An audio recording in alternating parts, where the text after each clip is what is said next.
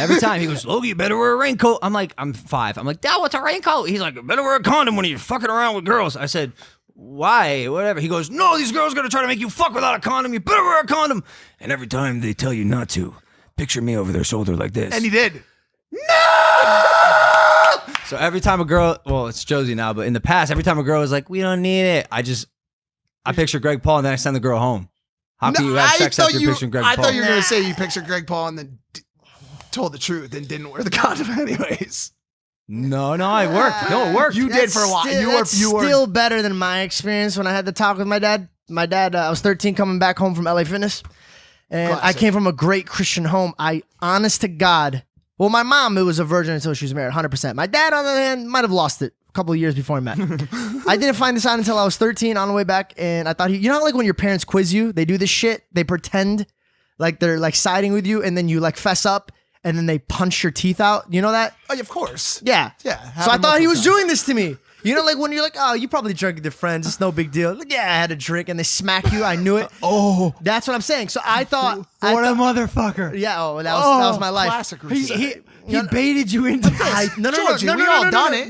We all done it, Georgie. No. I wish it was that case because I was a virgin.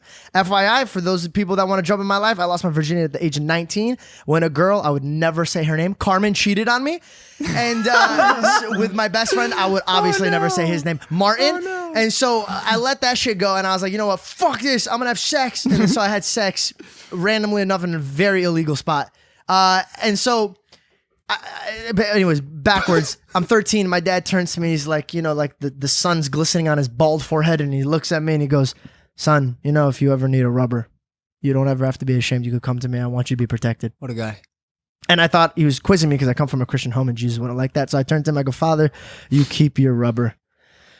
I don't need it. I'm a virgin and I will be a virgin and I will not lose my virginity until I am married. And he turns to me and he goes, you're such a fucking pussy. Oh, I gotta meet this guy. And I go, what? I go, what do you mean I'm not gonna lose my virginity? He goes, what are you gonna lose? You have a dick. You ain't gonna lose shit. Okay, you just stick it in and have fun. He goes, but you stick it in with a rubber. Okay, buddy? That's it. And I go, no, I don't want to do that. I want to wait for the right one. He goes, I want to wait for the right one. He goes, okay, listen. Wait until you're older, and the first time you're not, then you'll think, he's like, when you're married, you'll be thanking me. So fucking wear a condom. You know what? We're going to the store right now, and we went, and he was like shopping condoms for me, and I was sitting there shaking my head, I was like, I shouldn't do this. This is wrong. Oh no! Oh my god! But you know what? He was right. And you know, I'll have another fight. The condom broke the first time I had sex. Same. And I went to my dad. And it was 3:00 in the morning. I was sweating. I was like, the only fucking rule he told me is wear a condom, and I fucked it up. Yep. Not to interrupt your story, but I'll get to it. Okay, sure. And so it rips. I pull out. I see that it's ripped. Still didn't nut though. So I go home and I go, Dad. But you know they always scare you about pre-cum.